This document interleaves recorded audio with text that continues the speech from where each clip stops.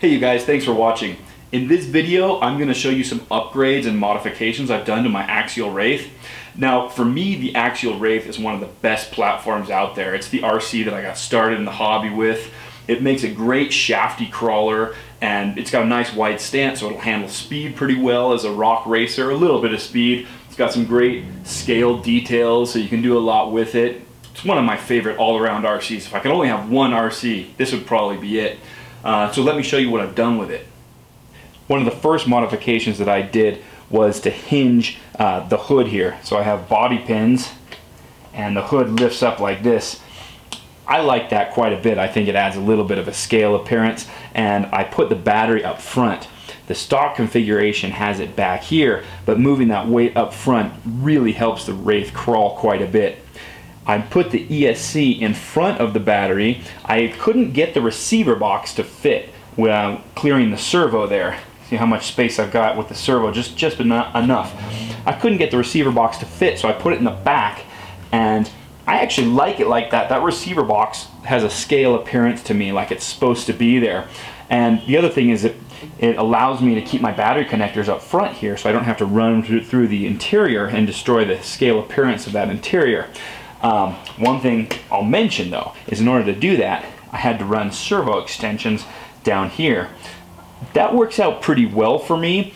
It gives me a point to access the ESC when I need to change the configuration, plug in my Castle Link programming card and change the configuration of my ESC. So that works out pretty well for me. So I've got my Wraith set up as a crawler. I think the Wraith makes a great shafty crawler.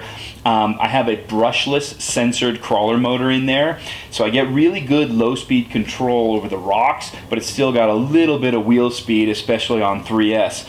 A Mamba Max Pro ESC. I've got a servo in here that's really powerful. Let's see, it's a Hitec 7954. It's over 400 ounces of torque, so it's just super powerful, or 29 kilograms a centimeter if you're into the metric system.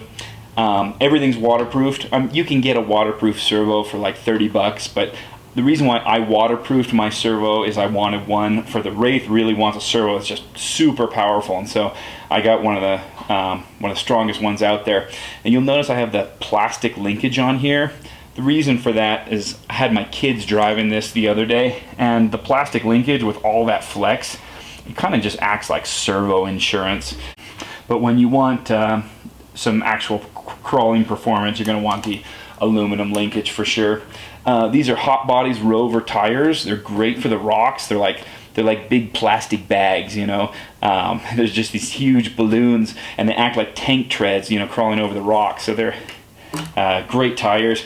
And of course, got the light kit on there as the final touch. Let me show you. That's the front. Show you what the back looks like. So axial light bar, and this is from an axial light bucket kit. A few other things that are worth mentioning. I have some Gmade Piggyback shocks back here. Those work out really well. I like how they look, and you can set them up so they're nice and soft. I've got my center of gravity real low. Some Gmade drive shafts underneath. I just recently installed an Integy heavy duty gear set. I finally burned through the stock plastic gears. Just about anything that you can break on an Axial Wraith, I've broken it and upgraded it. So the links, the C-hubs, the knuckles, steering linkage, all that stuff.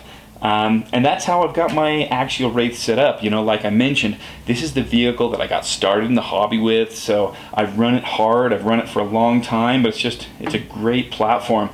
If you have a Wraith and you're thinking about any of these upgrades, I'll put the product names and product numbers in the video description so you can check them out if you're interested in any of these. Alright, thanks for watching, you guys. Hit that thumbs up button and feel free to subscribe if you haven't already.